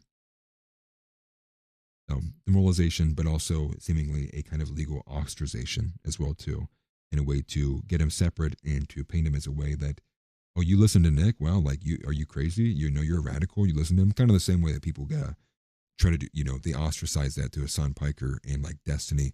Some more of these kind of crazy left-wingers, like the girls who wear the turbans, talking about this crazy stuff. But I do have Nick's response via Telegram. I don't know if this is the full response, but it's what I did see before I went live. I think it's from Grimaldus, and it is. The Grimaldus says, Nick Fuentes reacts... Oh, let me put it on screen. I apologize. He says, Nick Fuentes reacts to the latest hit piece. Quote, so transparent that after my generational run, this axis of Tucker, Vance, Teal, Elon want to destroy me because I'm actually calling them out for their very real connections to Israeli intelligence and their deep betrayal of America. Here's what he has to say. I know it's going to be harder for you guys to read. Let me see if I can open it in a new tab. be about the best we can do. He says, another hit piece today written by Rufo from the Paul Singer funded Manhattan Institute. FWIW. Oh my gosh, I'm so old. I forget what that acronym is supposed to mean, but he says Rufo is married to an illegal immigrant and they have a trainee on their board. Laundry list of old disproven allegations and the new line that I only turned against Teal because they say he wouldn't give me a donation. For the record, that is a complete fabrication and there is no proof that this ever happened. Make-believe story to make it sound like nobody could ever have a substantive problem with Palantir and JD Vance. Even if that were true, it has no bearing on the very deep and real problem with the PayPal mafia. He continues, my problem with Teal is that he is obviously in bed with Jews like Alex Karp, Barry Weiss, Yoram Hazony, and that is why JD Vance is enthusiastically supporting an attack on Iran, because I didn't go all the way against Teal Network until 2023 and 2024 when I discovered the extent of their operation. So transparent that after my generational run, this axis of Tucker, Vance, Teal, Elon want to destroy me because I am actually calling them out for their very real connections to Israeli intelligence and their deep betrayal of America. Starting from the top over here, nearly every attack against me either takes the form of a deliberate and willful mischaracterization of my views or an attack on my reputation or credibility.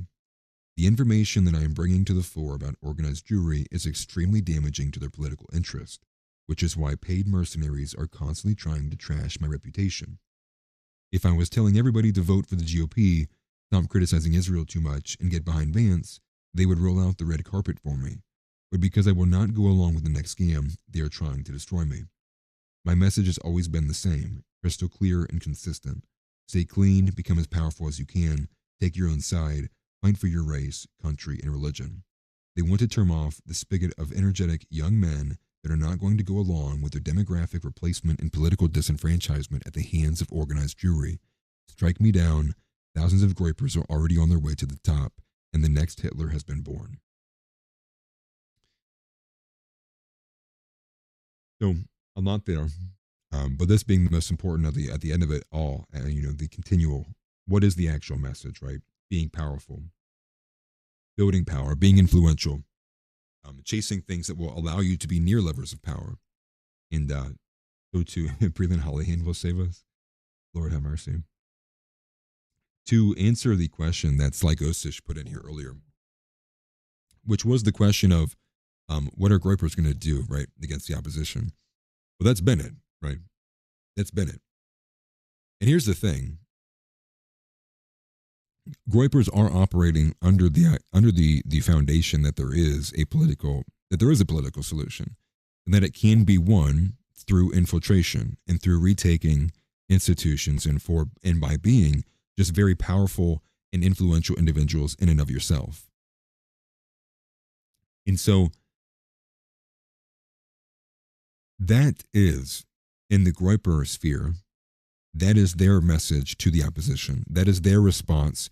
That is what the pro message is to their people, which is to say, build yourself better, right? Build back better, kind of like Biden, but to make yourself unkillable, right? To make yourself a polymath, make yourself as intellectually prepared and competent as possible, to make yourself as spiritually involved and intelligent as possible, and that's something I'm working on myself too, right? Like I want to make sure that like I know the Bible so back and forth, like front to back, that like because not just because I want to like be able to be smart with the Bible, but because I want to know it so deeply that like I feel that my values are very aligned with the Bible because I just know it so well.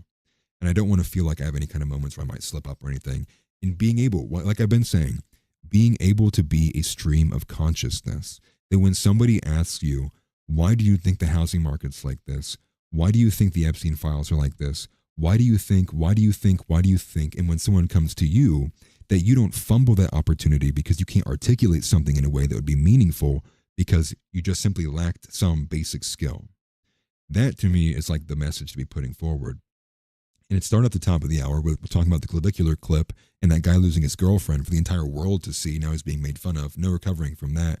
But hopefully he will rebuild from the ashes, and perhaps that'll be the Hitler. It'll be like, remember me? Remember what you did to me? It's like that guy from 20 years ago.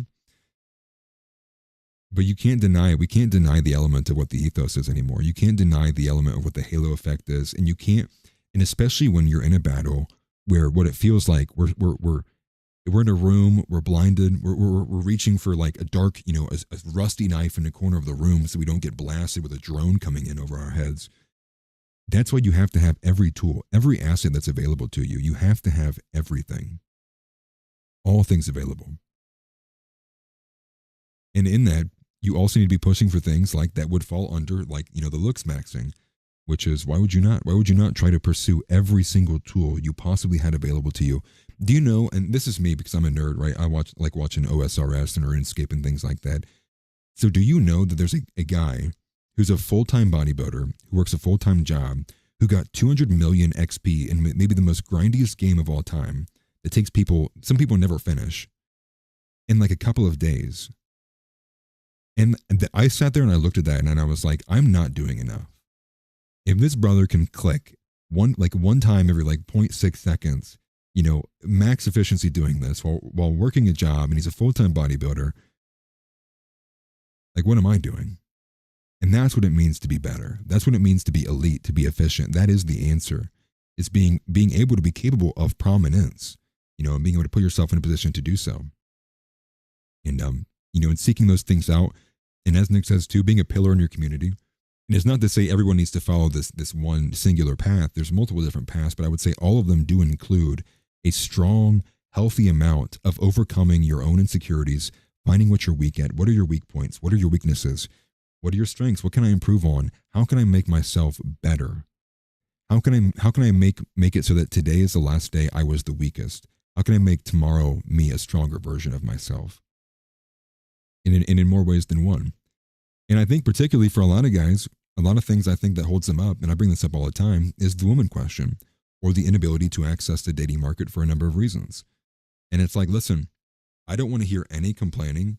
I will listen to the complaining when it's like, a 6'1" Chad walks in and he's absolutely jacked, and his voice is as deep as mine. He's got facial hair, and he's like, listen, dude, like I'm struggling with women. Then I'll hear you out, right? Because it's like, well, it's clearly not because it's not from the way you look, right? Let's figure out what else the problem is here. But I see too many, and it's not to be rude or not to be mean at all. But I see too many just guys who look like they gave up 5 years ago. It's like, brother, you're 27. How dare you put another IPA down? How dare you? What are we doing? And it pains me too, just on a personal level as well, because I see so many older individuals, older adults that like literally cannot chase their kid down.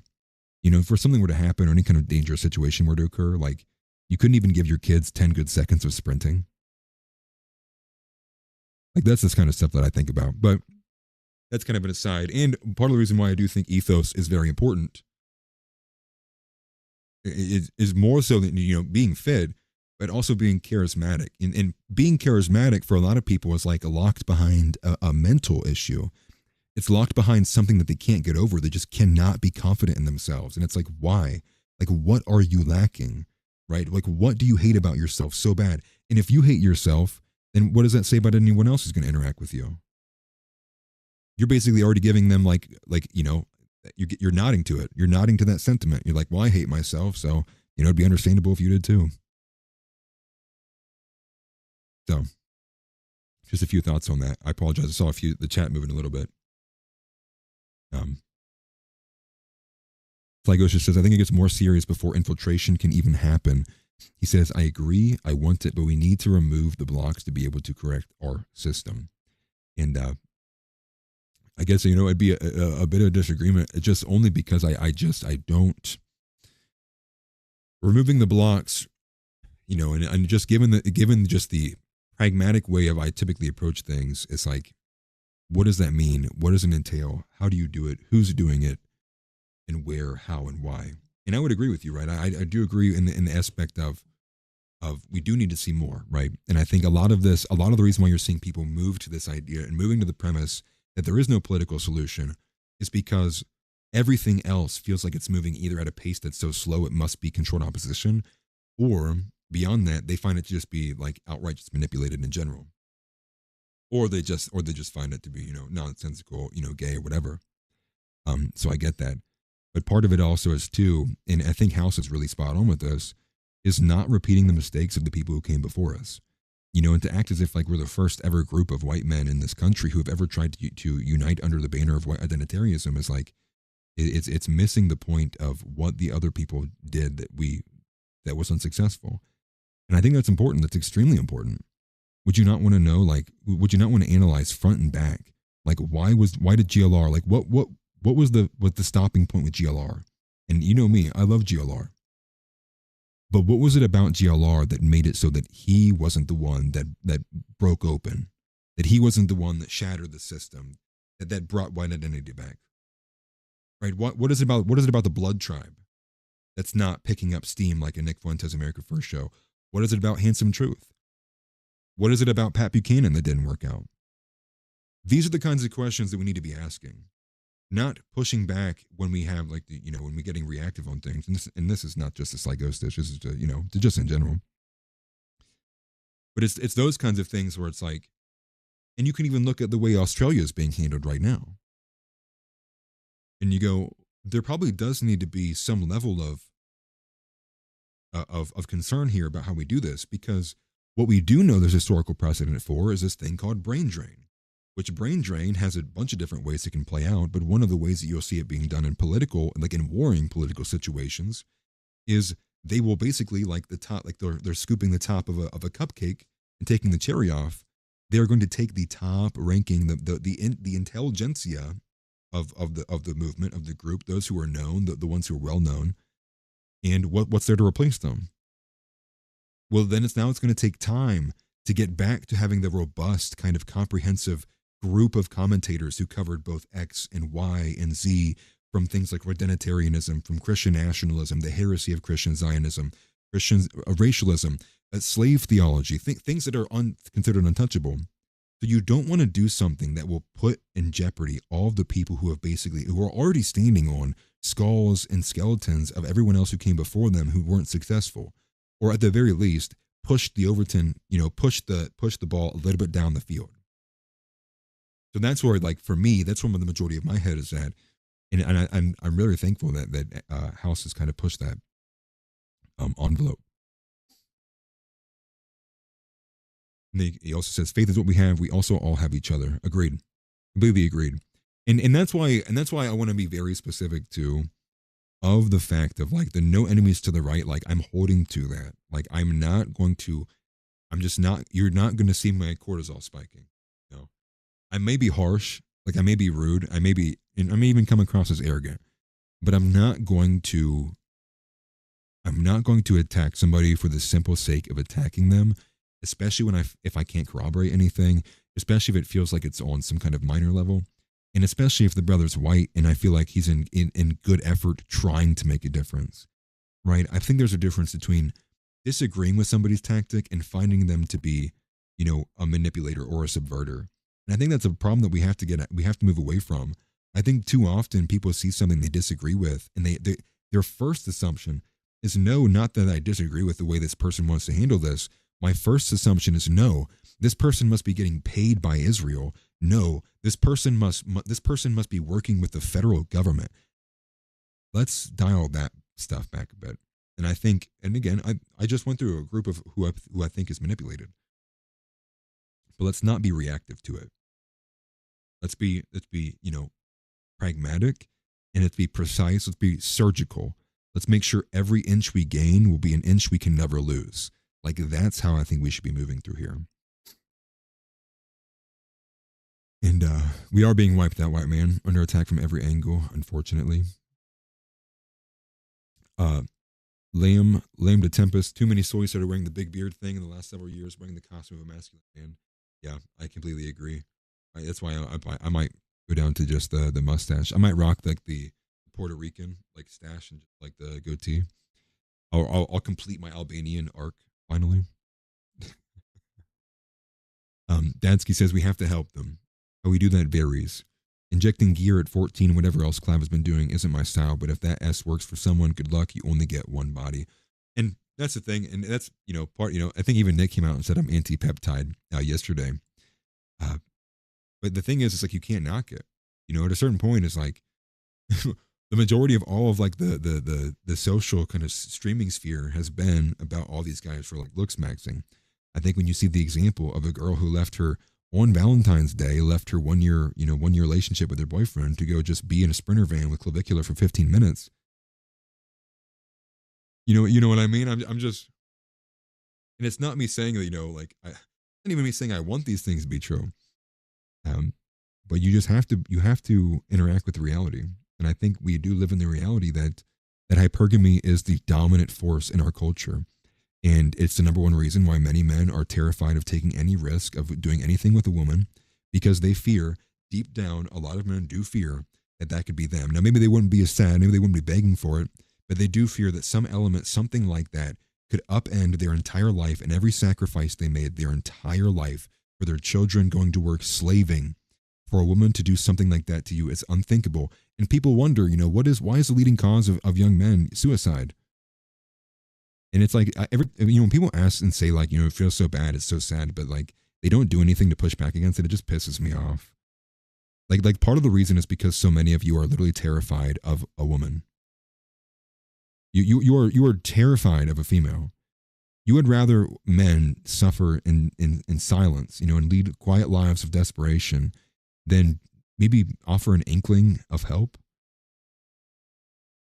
So these are things we have to overcome. We have to. I don't see how we get a mass amount of men ascending until we start beating the female question. And for some of you, maybe you just need to swear them all off. Maybe again, like that's why I bring up the St. Paul. Maybe perhaps this is that's the route. Maybe just like not even worry about it. Maybe that's not even the where you should have your focus centered right now.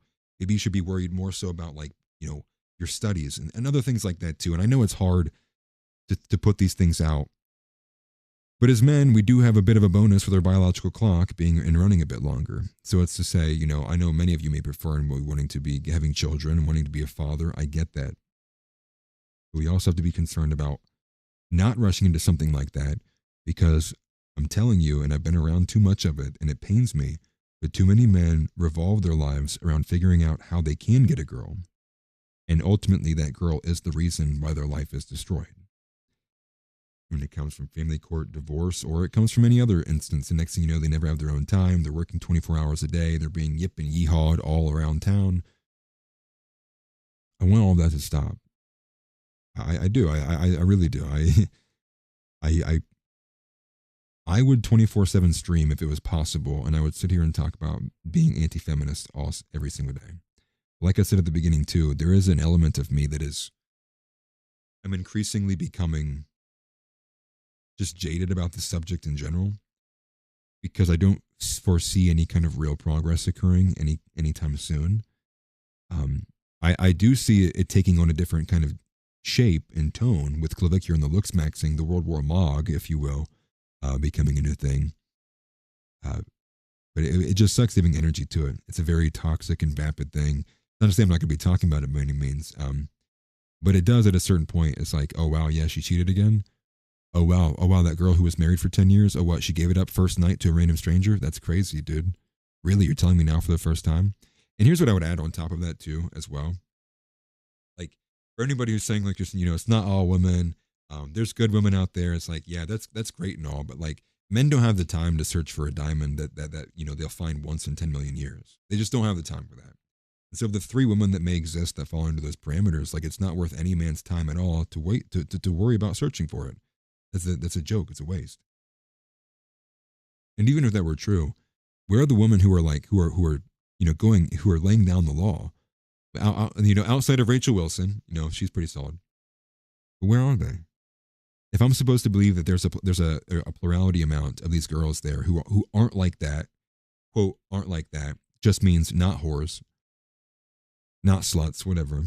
Okay, so where are then the conservatives that would be like there would at least be one, right? You'd have to imagine maybe it's just Rachel Wilson. But maybe it's just that bad. And that really is it. It really only is Rachel Wilson. You could say Pearl things, but she's kind of all over the place sometimes. I just don't see it changing anytime soon. So, because of that, because we're not going to get because we're not going to be getting arranged marriages given to us when every white man turns 18, you graduate high school and they hand you your bride. You get to choose between, Venezuela and America and Cuba, I think. No, it's a joke. So because you're not going to get that, the next best option is to make yourself somebody who can walk into a room and you can command presence, become that, or spend every ounce of your life trying to become that and being the best version of yourself.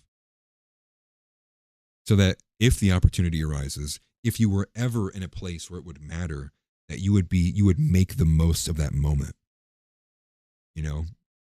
Especially because, imagine, you're 110 pounds out of shape, you can't breathe, you can't run, and there goes a stroller. Poor mother forgot to put the brake stop on. There goes the stroller. Can you catch it? Nope. You're no help. You're useless. Watch as the kid rolls down the wall and you can't do anything. Don't be in that position. And there's 110 different ways that situation can play out. Being in a room, being the one person who's hearing, a coworker being, being something happening to them.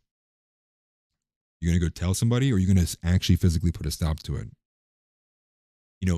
Things like that.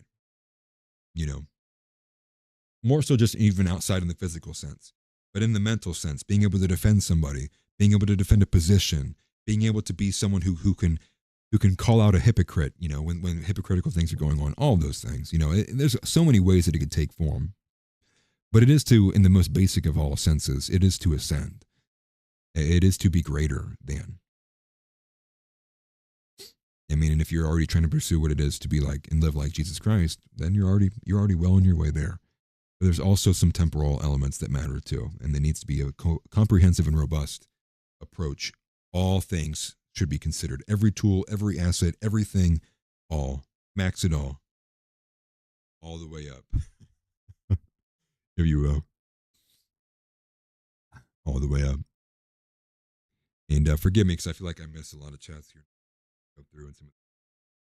I apologize. Hopefully I'm not getting sick. I don't think I am. AL World Champion says, listen to these young men talk about proteins, powders, injections. You need a 3 exercise smoke sash with all SSGAI to become a man or self-deport to Bushlandia. That's funny. Hook says, Buchanan got Jude, same as Ron Paul. Yep. Rockman Grox says, my group grows rapidly because it's invisible. Make it more visible. Break shins. Shouldn't you on your natural tee off at 14 has insane ramifications on your development. You might look pretty, but you are maldeveloped, weak, and rotting inside. Yeah, people need to be very, very, very, very specific. Very specific. Need to, forgive me. Especially with things like peptides and stuff like that. Like, don't just be blindly injecting your face with some random, with just some random thing because you saw it online and you thought it would be okay. Don't be doing that immediately. House said it best earlier. Most of us will be able to manage this completely. You don't need to go the full 99 percentile unless you're that ambitious to just simply lose weight and be capable and be an attractive and charismatic asset for the white race. You know what I mean? It's not. We don't have to go all the way up. You can do these things, part and parcel. And Amita Scar says there's already too many third worlders and high government positions. Yes. And the current GOP are very intent on ensuring that more of them make their way there. He was doing TRT at 14. Yeah, I'm not going to sit here and I'm not going to give any kind of judgment statement on clavicular. Clearly, it worked out for him. All the sacrifice and everything he did younger. It's making him headways now. But it is to make the point that I was responding to earlier. He's by far away from a plant. This is a kid who's been around for a long time. Zeb says, nah, everyone is a Fed except me. Interesting. I disagree. Everyone's a Fed except me. Mustache is weighing half, not going to lie. Stash with scruff goes hard. I'm thinking that might be where we're going, honestly. Because I'm just dude, I get tired of having to deal with my beard, period. Black pill content is side slap. I agree. I completely agree. There's too many people out here actually in this side of the space that are pushing stuff like this. I'll be honest with you, it's actually kind of aggressive. And it seems like a lot of people like started pushing black pill content because they were like unhappy with Nick. I get you disagree, I get that, but like don't let it like control your whole life. And one thing that was like really sad too, actually, that I wanted to talk about earlier was I saw from Paul Town. I didn't even realize that he's like wanting to be done talking about like politics. And it was like he was kind of saying very similar to me. You kind of get burnt out on the constant flame war of going back and forth. But he said that he felt like there was nothing he could really contribute to the political scene. So he wanted to pack it up. And I think I saw something similar from Lucas Gage.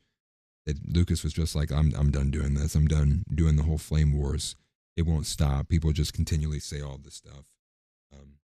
Which is kind of insane because this is like two people who have been in the fight for a hot minute, both seemingly getting disheartened by the current, onset of what's going on. Now we have people like Kenny KO who are like literally just smashing up the entire space. And it's like people will grift off of anything. They really will. Echolite says, Atlas, what are we doing up for Lent? I am right now, nothing, but I'm also not giving up anything right now. Although I should think about something. Although never partook in that growing up, actually. Never was much involved around at all. Too much Catholic. Only when I was around in college was I hanging around the Catholics. And he says, I brother, forget the maxing trend. Be more Catholic. It's the only way out of this. Yeah, well, I don't think that's what you would say to Sarah Stock's husband, because he did all the right things and he ended up on the news, and now he was involuntarily checked into a psych ward because the next logical step in most people's heads was he was going to blow something in his mouth that would have done something to him that he wouldn't have been here anymore. But I do agree, people need to walk much closer in the faith of Jesus, but there's more to it than that. There is a temporal world that you have to engage with. You can't omit for one for the other. The same way you can't forsake Jesus for materialism, the same way that you can't expect to overt to dominion over the physical world by forsaking all physical elements, including your own two hands. This is kind of the woman in the flood narrative, or parable, I should say. Smoke crack, meth, definitely meth. Need to do meth for sure. That's for sure. I'm joking, YouTube, by the way. I said that actually way too serious. I was just messing with you on those ends. We have a couple other pieces I could cover. I want to look at all of them. One of the ones I think I would cover here is going to be the JD responding to running in 2028. So we're moving a bit away from more of the featured stories, some of these smaller things here. The rest of the stuff is kind of here and there. I don't think it's too important. But just to give you an idea of where is JD Vance after he was asked this question by, I believe, Ingraham, I believe.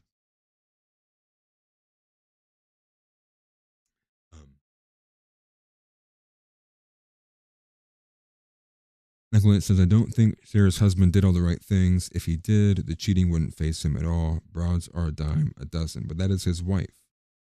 It's not just any broad. That is his wife who was in the news that you saw. That was the person he's married to for the rest of his life. And if you believe and you hold the marriage covenant to be the truth of what it is, hopefully he can get it annulled. Otherwise, he's in a pretty rough spot. Listen from Benny Johnson. So JD Vance responds to questions about if he will run for president in 2028 and if Marco Rubio will be his running mate. This is about 1 minute and 9 seconds long, but it came from 3:30 p.m. earlier today, I believe, from Fox News, and it was Laura. I know you're going to say, oh, it's... Lord, forgive me. Turn that down some. Correction, not Laura Ingraham. I don't know who this lady is. I know you're going to say, oh, it's far away. But people say, well, who's going to be at the top of the ticket? Do you wish that he would just say, he's my vice president? Of course he's going to be at the top of the ticket. Well, I think the president is very smartly saying, we've got 3 years to go. And how about everybody focuses on the job the American people elected us to do, rather than something that is very far in the future? As you said, look, Marco is my closest friend in the administration. I think he's doing a great job for the American people. But most importantly, we all have to continue doing a good job for the American people, from the president on down. And that's what we're focused focused on. I think it's so interesting. The media wants to create this conflict where there just isn't any conflict. Marco's doing a great job. I'm trying to do as good of a job as I can. The president's doing a great job. We're going to keep on working together. But surely, as vice president, you'd like to be president. Would I?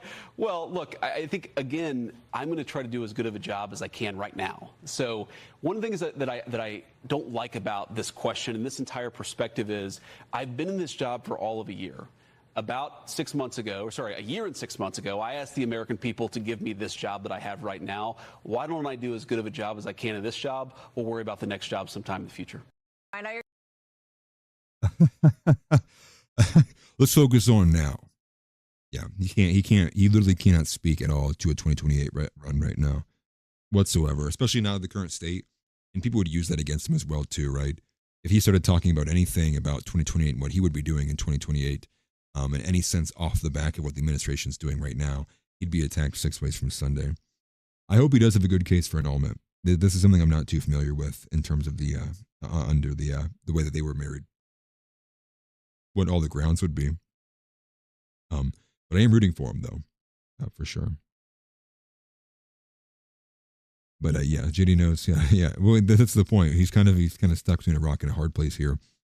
But that does seem to be what we're looking at is Marco Rubio and JD Vance, and potentially maybe it's even the other way around. Maybe Vance runs another. I don't even know if there's a term limit for vice president. Can you be a vice president like a limited amount of times? Forever vice president. You're just there constantly. Uncle House says that Rubio has a D+ grade from Numbers USA and voted along constitutional lines 67% of the time. It's crazy because that's much weaker than much weaker than Thomas Mann. Yes, I'm wondering what it would pair up against with J.D. Vance as well too. That's interesting. And one of the last things I wanted to point your attention to. Well, and also too, let me not bury this as well. We'll say this again. The USS Gerald R. Ford is on its way to Iran. Khamenei, specifically on his X account, has made many gesturings towards American military being incapable of doing anything against Iran. So who knows if it's saber rattling, but there was a flurry of them all at once, and they were very aggressive. This was not something like, let's see you try that, huh? No, it was like, it was to the effect of like, we'd like to see how powerful this military is when it's sitting at the bottom of the sea. Can't do anything when you're at the bottom of the sea. It was very intense. And so, if anything, it seems the negotiations are clearly not occurring. And where are we now? Where is the World War III now? But CNN ran a hit piece on Christian nationalism. So this came from Libs of TikTok. And I believe it's Douglas Wilson is who they're targeting in this, which funnily enough, he's the weakest. He's like I don't even know if you could call him a Christian nationalist, to be honest. But here's a little 2-minute clip of CNN going at Christians. Well, for the past several months, I've been working on a special project examining the growing influence of Christian nationalism in America. If you're not familiar, Christian nationalism is an ideology rooted in the belief that our country was founded as a Christian nation and that our laws and institutions should reflect Christian values. In the lead up to my hour-long documentary this weekend, we're going to bring you a preview of what you'll see, starting off with the assassination of Charlie Kirk last year. Right. Experts say it was a pivotal moment for the movement, and an occasion where the tragedy of his loss unified Christian nationalists and the Trump administration as they honored him. September 21st, 2025. How dare you be Christian? America is a nation in grief, a nation in shock, and a nation in mourning. Charles James Kirk was heinously murdered.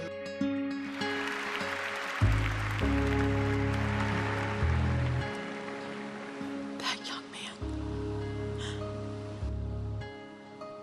I forgive him.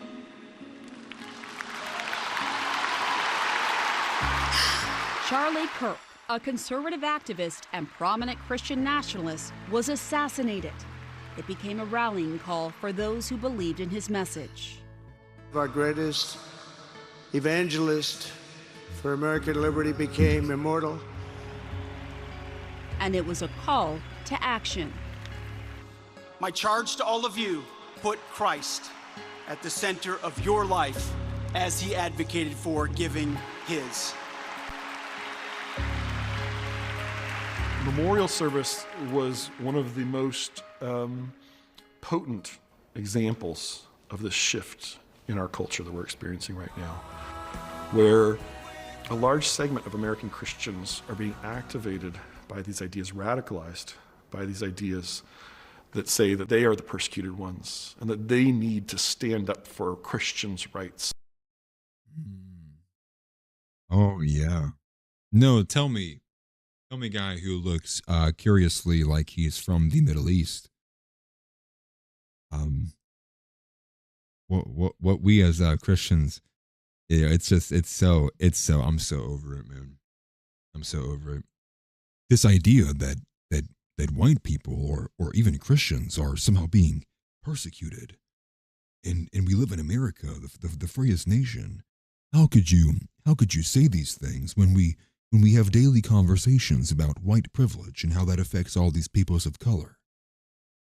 Just like, man, you have to have, I don't know. I was going to insult somebody, but I decided against it. You just got to be retarded to eat that stuff up. You have to be absolutely retarded to think anything but. Like, even black people recognize it. Like even we're at the point where like blacks are like privy to it, right? They were seeing the Wang half during like when the Wang half term was being thrown around, and they're like, hey, I like this dude. I like when I see a white man stand up for himself. It's just excessive. And this is why we have to be this is why it's important to be surgical. Because look, I mean, and they're citing people like Pete Hegseth. And, you know, they're going to have Douglas Wilson on there. And like I said earlier, he's like one of the weakest Christian nationalists. I don't even know if I would consider him a Christian nationalist. But he is like the most milquetoast version of us. And they're pointing at him like, wow, look at how radical these things are. Wow. And he's the guy who's sitting there like talking about whoever made White Boy Summer as a federal asset. Like, thanks, Douglas. We appreciate that. Thank you very much, actually, for turning your back on us, like right at the very end of your career. So there's just so many just ridiculous and stupid things about the whole situation, everything going on. But that basically wraps it up for where we're at today. I'm not going to get into another story. It's a little too late for that. But again, hopefully we'll probably see some more new lights coming up behind me in the near future if I can get them set up, or if they'll work. If not, maybe we'll figure something else out. Maybe I'll get another TV or monitor in here or something like that. We need to be paying attention to who these people are and these movements. You need to be paying attention to patterns of behavior. And I will be working on building out the chart to a stronger degree, which some of you who are in the Discord are already familiar with. But we're going to start putting some of these accounts, probably not all of them, because it's going to get insane at that point. But the big ones that make splashes, we need to start tracking who they are, what they repost, who they're with, what these patterns of behavior are, especially when it's so obviously discernible from something that would be organic or something that's so removed and detached from reality. My coffee link, it's buymeacoffee.com/AtlasThug, which you can find in the description and below. Should be in the description of the live stream too. But thank you very much, Dadsky. I appreciate you, brother. In addition to that, you know, the looks maxing thing, the ethos argument, especially for men, I can only tell you enough. I mean, again, I'm a personal trainer myself. Like, I got into this because I wanted to help people just naturally, you know, when I was growing up. And now it's like politically expedient, you know, on top of that. You know, we need men who can command a room, right?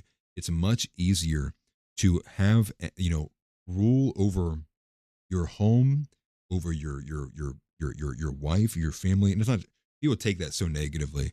But, you know, to be a man, you know, and have full control over all of those and be able to be the dominant, to be the thing that God made you to be, it does require being not one-sided. It does require a level of effort and attention to detail to these things that I think too many guys kind of write off, or in my estimation, a lot of guys think I kind of gave up. And, you know, it's not to say I don't get the depression. I don't get the frustration. I completely do. I get the feelings of looking at stuff and feeling like it's so bleak. What's the point? Why even bother with it? I get that. But we have to. We have to, because if we give up, our children definitely stand no chance. So we have to. Because, think about the generations before us. Like look at the situation we're in now, because they all were ignoring everything and going on $1,000 cruises while ensuring that their generational wealth would dwindle in a pan, because they were so unwilling to pay attention to everything, and they got one-shotted by, let's all just get along. Don't be racist. Let's not do that to our kids. Let's not do that to our sons, to our daughters. Let's draw a line in the sand right now, and let's fight for something. Because I'm going to be honest with you, in a world like this, in a world like today, I mean, to me, there literally is nothing else worth fighting for. There is no other item or element I'd get into that I would feel is even halfway meaningful or fulfilling. Because in a world as degenerate and sad as this one, the only thing worth fighting for is the thing that they will try to kill you for fighting for. And that's why it's so important. And also, in addition to that, doing things in a way that doesn't take you away from God too. Make sure you're maintaining a level of a healthy relationship with God and what is right, what is the truth, what is love, and being this robust, unkillable white man. That's what we need. And being confident in yourself. And like I said earlier, that's a bit of a mental battle. And that's one that I can't want it for you. I can't make you believe in yourself. It's something that you have to come across on your own accord. It has to come from you. As much conviction as I have, I can't give any to you. So that's where we'll kind of go ahead and end it. Christ is King, as always. Christ is Lord. Say it. Deport Kash Patel, deport Pam Bondi. At this point, I would be completely fine seeing the entire Trump administration impeached, thrown in jail. I don't even care at this point, because we got a lot worse coming up ahead in the next couple of years. So knowing that's happening, we need to push harder and be stronger. And also, too, I said this at the beginning, but the Rumble page is live, so we're building out some backups in case if anything were to ever go wrong. But guys, I am rooting for you, and I'm serious. And I've said this before, and I'll say it again. Any questions? We do have a little slot in the Discord, a channel, I should say. No more fat nationalist. I've posted a few articles in there. It's been a minute since I posted. I should post more. But don't hesitate to ask me for advice for things like exercise, lifting, fasting, where to go to get research for it, all of that, everything. Because I'm serious. Like, I want you guys to win. Like, I need you guys to win. Because if anything happens to me, just natural causes, right? Not like an FBI is going to come in and get me. I want to make sure that the message stays and it sticks and it resonates and someone else can keep it going. And we push as hard as we possibly can. Because not only does God deserve us to fight that hard, and we don't even deserve God's grace, but our children definitely deserve parents and peoples in a nation that cares about them and are willing to fight for them. I think that's where I'll leave it. Thank you guys greatly. I'll see you guys next time. I'll see you guys tomorrow, actually. Same time as usual. Take care. Get up and get out. Get out. Get out. I have a question for you. Say Christ is Lord. Say Christ is Lord. Say it. You say Christ is Lord. Get out. Get out. Christ